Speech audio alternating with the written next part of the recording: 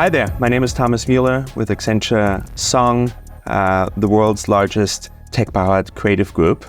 In my work, I get to work with 1,200 amazing designers across Europe, which is really what I love doing.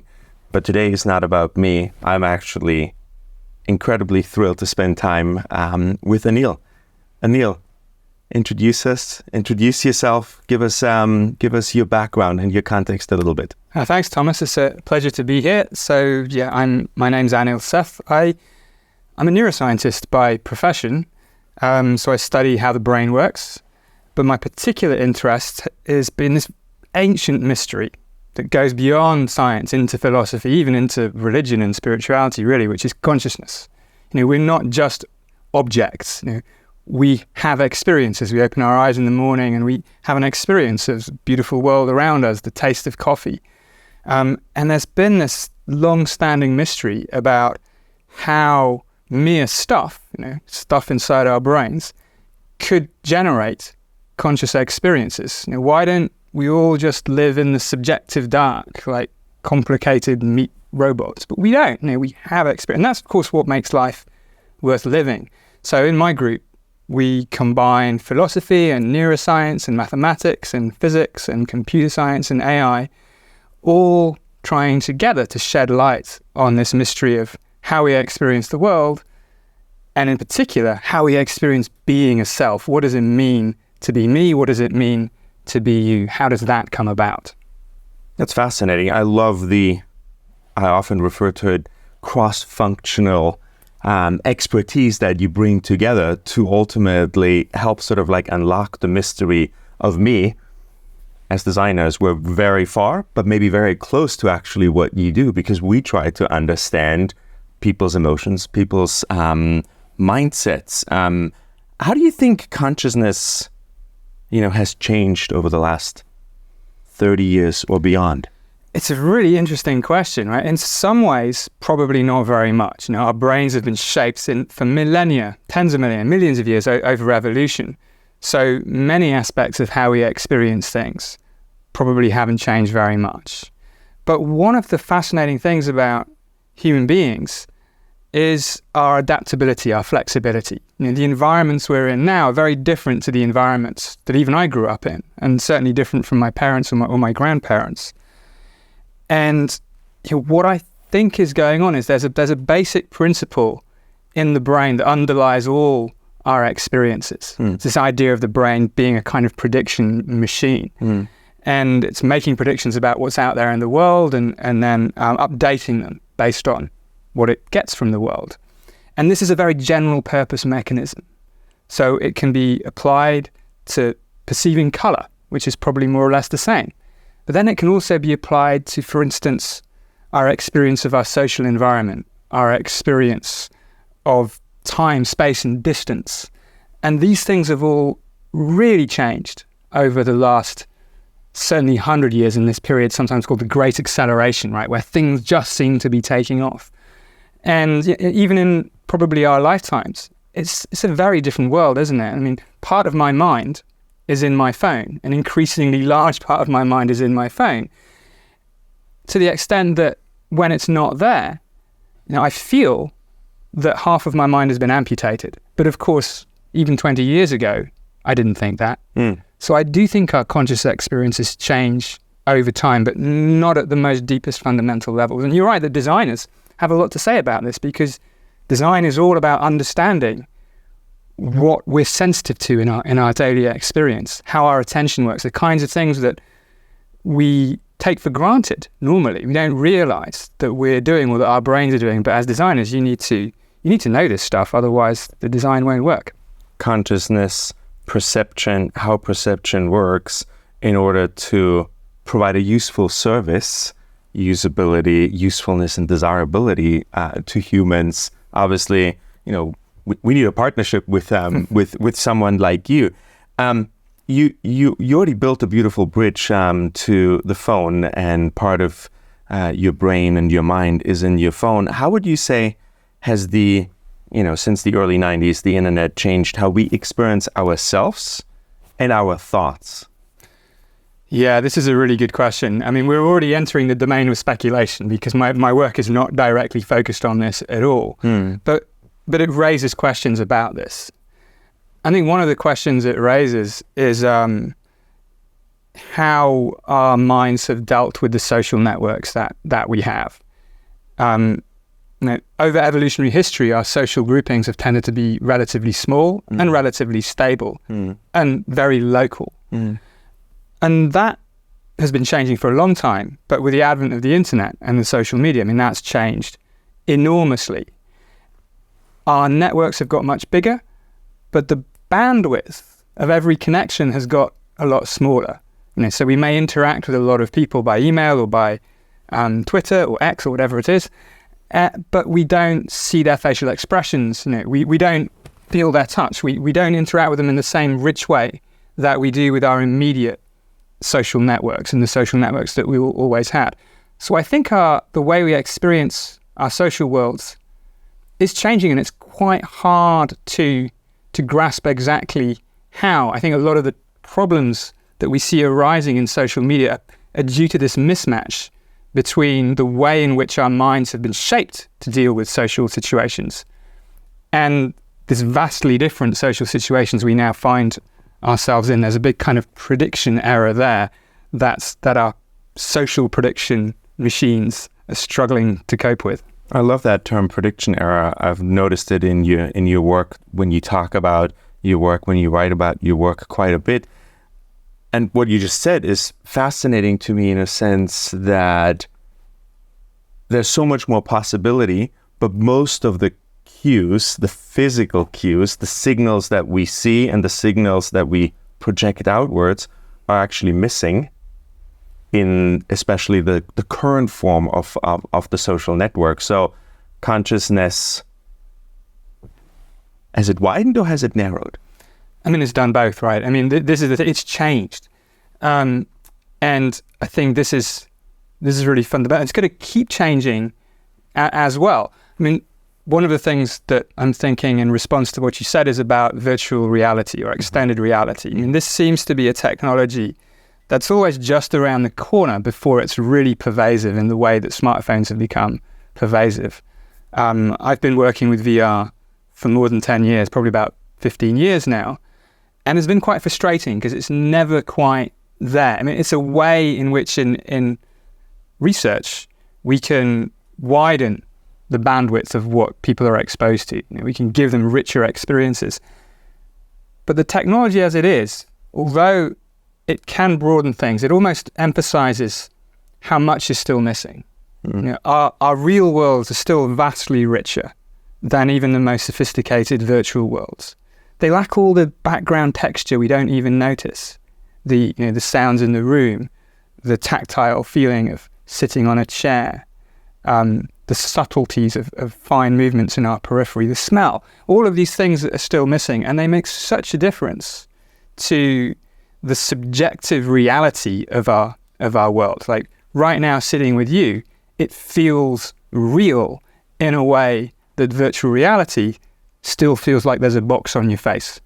And I think that's a challenge that is not just a design challenge, right? I think it's deeper than that. It's a real technological challenge to overcome that bridge. Of course, there's a question: should we even want to do that, or should we learn to live in the real world a little bit more sustainably than just parachuting off to a virtual world where we can ignore all the societal and planetary problems that we struggle to cope with? Right. I mean, the pandemic forced us overnight in replacing these kinds of situations for about 2 years, right?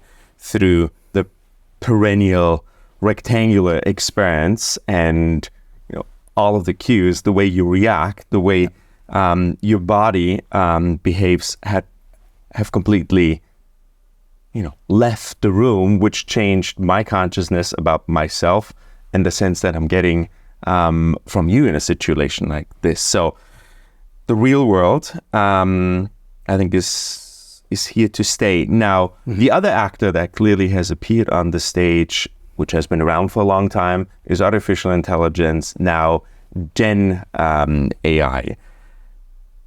Is it an actor that can catch up to the human brain prediction machine to the level of consciousness that we are able? There's a lot in what you said there. Unpack it. I'm trying to. AI has been absolutely fascinating to witness. Not just the last few months, but the last few years, things have been changing. In fact, my original training, my PhD, was in artificial intelligence back in the 1990s. Mm-hmm. But this was during a time when AI was still in what was called the AI winter. Mm-hmm. So when I came out with a PhD in AI, I wasn't immediately offered a massively well-paying job. It was like, okay, that's great. Stay in academia. Things have changed, of course.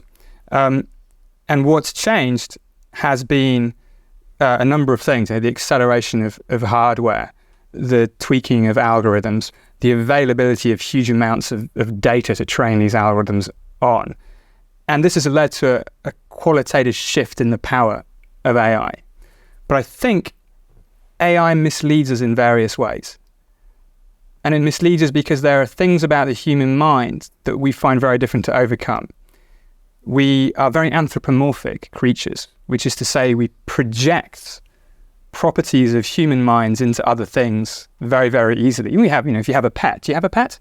An animal? Currently not. No, but people project emotions and feelings into their pets that they probably don't have. They have some emotions, but they probably don't have the emotions that we project into them.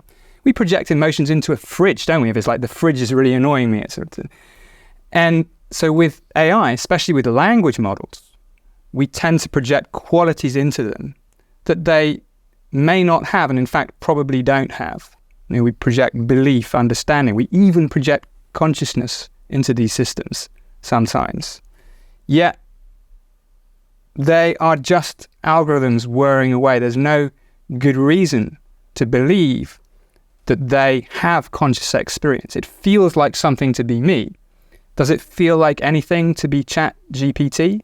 I suspect not. I'm not 100% sure, but I think we're likely to attribute consciousness to things that don't have it because we're anthropomorphic. We're also anthropocentric, so we prioritize those features that we think are special to humans. Language being the obvious one. So language is we're a sucker for things that speak to us in ways that we find fluent and plausible. But if you think about consciousness, what really matters for consciousness is not language, it's not intelligence, it's raw feeling. Consciousness, I think, evolved in biology to help us stay alive. And so the most fundamental conscious experiences are things like pain and pleasure and thirst and disgust and fear and joy. And these are things that depend very intimately on our biology, on the fact that we are living flesh and blood creatures. So language models have none of this. They don't care about staying alive. They just predict the next most likely thing. So they are prediction machines of a form, but of a very different form. So I think we need to learn to live. Of course, we have to learn to live with them, but the mistake we often make is we treat them as alternative minds. As AIs, we give them this attribute of agency. They're AIs. They do this. They do that. A mentor of mine, the philosopher Daniel Dennett, has long said when we think about AI, we should always remember we are not building colleagues. We are building tools, and so they should complement our embedded minds, not replace them. We're building co-pilots. Yeah, exactly. Yeah, exactly. Well, not exactly, because when we think about a co-pilot, we think of an alternative pilot, right? Someone who can just take over, and ideally is a sort of interchangeable substitute, maybe. So, what is it in the airplane metaphor? I'm not really sure, but it's almost like something that is helping the pilot see further, see more. It's almost like radar or something like that. We're extending the capabilities of the human mind and the body. We're not substituting. At least that's what I think the design goals of AI should be. Yeah. One of the phrases that you also often use when you discuss this field is controlled hallucinations. Now, late last year, when the interview with the first public release of ChatGPT went a little astray, and it was conducted by a very well-known journalist of the the New York Times, that was the first time that same word, not controlled, but hallucination started to appear and enter this dialogue. The hallucination of the machine. Yeah. And the way you just described the machine, it doesn't have human properties. Can we roll around a little bit in the human aspect of controlled hallucinations and Gen AI? Yeah. Hallucinating? Yeah, I've always had a bit of a problem with applying the word hallucination to these language models. We'll come to that in a minute. I mean, the reason I like the term as a way of understanding human experience, I mean, I didn't come up with it. It's a term that was introduced. You can trace it back 100 years or so. The reason I like it, I think it captures very well the idea, the counterintuitive idea that our experiences of the world and the self, like right here and right now, they're not just readouts of the way the world objectively is. They're internal models, they're internal predictions about the way the world is that's calibrated by sensory data. So the idea is my brain, it's locked inside the skull, it's dark in there, it's quiet, silent, there's no light. It's generating predictions about the way the world is, and the sensory data that comes into the brain is not just revealing the world in its objective glory, it's calibrating these predictions, keeping them tied to the world in ways that are geared not to accuracy, not primarily to accuracy, but to usefulness in our ability to stay alive. So that's why I like controlled hallucination, because when we think about hallucination, we typically think about an experience that is generated within and is not just seeing or hearing the world as it is. But our perception is hallucinatory, but it's controlled. It's very, very tightly controlled by what's out there in the world. So it's very useful.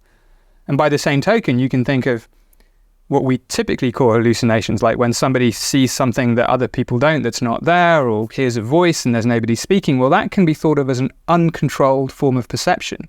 But the basic principle is still the same. There's the brain is making predictions and getting prediction errors. We actively generate our worlds. We don't passively perceive them. And when we think about large language models, it's not about perception. It's not about their experience. They don't have any experience. At least I don't think they do. But you're right. They make stuff up. In fact, that's how they work. They're not built to understand things. They're built to predict the next most likely bit of a word, token, on the basis of being trained on basically almost everything that's ever been written. And so they don't have an internal criteria of truth or falsity. So it's even inaccurate to say they just make stuff up, because that implies an internal process that's not there. It is just next token prediction with some other bells and whistles. So I prefer to call what language models do when they go off the rails as confabulation rather than hallucination. Confabulation is another term from human neuropsychology, and it's what people do when they just fill in the gaps with nonsense.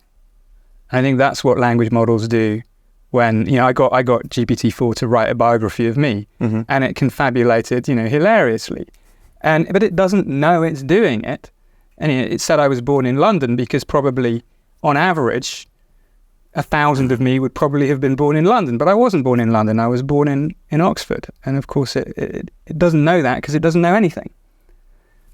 So I think they're very, very different systems, and we should be very careful about the words that we use that can lead us astray in making assumptions about these systems that may turn out to be entirely wrong. How was the invented biography where it made up nonsense? Did you like it? Were you proud of it?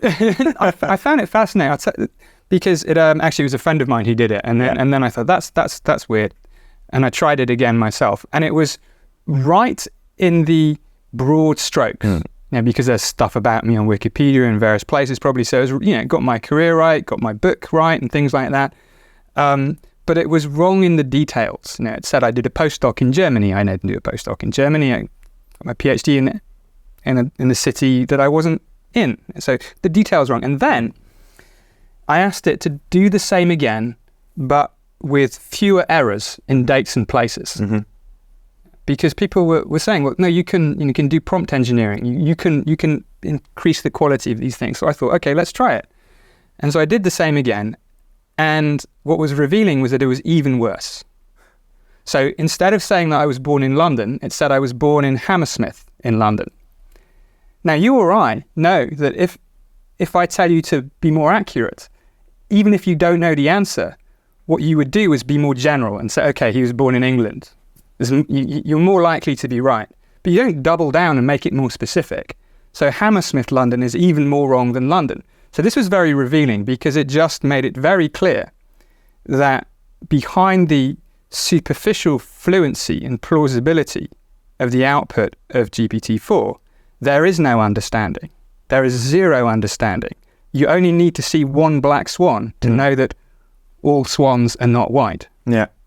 Now, it did get one thing right, probably many things, but especially the fact that it referenced your best-selling book, Being You, the new science, a new science of consciousness. Tell us a little bit about your book. Oh, thank you. Yeah, thanks for showing it. I mean, so this took me to really an account of how I've been thinking about consciousness and self over the last 20 years. And it takes this idea of the brain as a prediction machine and basically sees how far we can get with it. And we start with thinking about, firstly, what it means to come up with a scientific explanation of this apparently philosophical, ethereal mystery of consciousness, and argues that we really can grasp this scientifically. Then we go through this whole idea of controlled hallucination, but as well as applying it to the world, we apply it to the self. What it feels like to be me is also a kind of perception made of many different things, a perception of my body, of emotion, which is a perception of the interior of the body, free will, agency, and back to an earlier part of our conversation, our social self, the way we experience ourselves embedded into society. That's a kind of prediction too. So I think all of our experiences are forms of perceptual prediction. And when we explain all of those, we get, we find what's left when we want to understand consciousness. And I don't think there is much left. What comes out of it, and where the story leads, is this idea that being conscious, having experience, is intimately tied to our nature as flesh and blood, living creatures. And we overlook this. We're so used to, in Western society especially, to basically take the body for granted and think of the brain as some kind of computer that's inside the skull piloting the body from one meeting to another. And we forget that the brain's fundamental duty is to keep the body, and therefore itself, alive. So much of our experience is embodied and embedded in our environments. And this brings us back to AI. So I talk about this in the book as well. I mean, firstly, the implication is that many other animals may have forms of conscious experience, even though they may be very different from human beings. So we may underestimate the breadth and diversity of consciousness in our worlds. But we may over-attribute it to things that are superficially similar to us, and AI and language models are a primary example of that. But really, it's an exploration of something that not many people end up spending a career working on consciousness. But I think we all have thought about it. I mean, we've all had a moment in our lives, I think, where we asked the question, why am I me and not somebody else? Where was I before I was born? What happens when I die? Do I have free will? Do I have control? Things like this, we think about them at some point. We may argue about them with our friends, and then we probably stop and go and get a job doing something more useful. But the questions never go away. Consciousness is not just an armchair mystery for philosophers. It's a mystery that really matters, and it matters in society as well now, because we have so many people suffering with mental illnesses, psychiatric conditions, neurological disease. We have the challenges of interacting with technology in different ways. We have the ethical challenges about animal welfare and moral responsibility and law. All of these issues are fundamentally related to our understanding of how consciousness works. So I feel very fortunate, actually, to be working at this problem, which brings together so many threads of historical investigation and matters of future and present relevance. Brilliant. let's bring this beautiful conversation to a closure around your dream machine project, where you've invited people for an experience that could change them. Yeah. How is it changing them? Well, in quite dramatic ways. So this is the other great thing that studying. I was really worried that as a scientist, your field of interest gets narrower and narrower, and it's been anything but. So over the last 2 years, I've had the great pleasure and privilege to work on this project called The Dream Machine as the lead scientist. Mm-hmm. And it's based on an old invention from an artist called Brian Gysin in the late 1950s. And what he did was he took a bright light, and hung it above a rotating turntable, and there was a cardboard cylinder which had slits in it, mm-hmm. so that when you span the turntable, you'd get a kind of stroboscopic flickering light. And he noticed that if the light was bright enough and the frequency was right, if people sat in front of it with their eyes closed, they would have very powerful visual hallucinations. Mm-hmm. Colors and shapes, movement and patterns, sometimes complex forms of people and places and scenes. And this is really interesting. I didn't know about the artist until 2 or 3 years ago, but I knew about the phenomenon from neuroscience, and we've been working on it a little bit in my lab with the strobe lights, a sort of more advanced modern strobe light. And the idea for Dream Machine was to bring together neuroscientists and philosophers and designers and architects and musicians. We had John Hopkins, who's a very celebrated electronic musician, to reinvent Gysin's Dream Machine, make it a collective experience where 30 people or 40 people sometimes could experience this at once, and make it a very curated audience journey, so that it wasn't just like, hey, here's something wild, but like, here's something that really reveals the power of your own minds and brains, and give people the space and the resources to reflect on these things, because it makes some of the things we've been talking about very concrete. It's very easy to walk around the world and just assume that the world is just there in your brain. We don't really think about our brains. We don't feel our own brains. But an experience like this makes it very clear in the first person how wonderful this lump of electrified pate is that we have inside our skulls. And we had 40,000 people experience the Dream Machine in 4 cities during 2020, the summer of 2020. We repurposed buildings in Belfast, in Edinburgh, in Cardiff, and in London. And this thing ran constantly, so people would come in, sit down, have the experience, go out, they would draw. We've got 15,000 drawings that people made from their Dream Machine experiences. And we also, as part of it, we're still running, so this is something people can take part in if they want. We're running this thing called the perception census. So everyone in the Dream Machine has a different experience with commonalities, but everyone has their own experience, because we all have different brains. So we all see things slightly differently from each other. Perfect. That was incredible, wonderful and inspiring. Thank you for your time. I think the call to action is for everybody to go and participate in the Dream Machine. It's actually called the Perception Census. Perception Census. The Dream Machine hopefully will tour. We're in kind of a redevelopment mode at the moment, but we hope to bring it to other countries besides the UK. But there is this online experiment that you can do now at home called the Perception Census. Wonderful. You can find it through my website, anilseth.com, and we've got 30,000 people who've taken part already, and it's one of the largest psychology experiments, well, it's the largest psychology experiment of its kind, trying to understand the diversity of the way in which we each encounter the world around us. Excellent. Thank you so much for spending time with us. Thank you, Thomas. Pleasure. Thank you.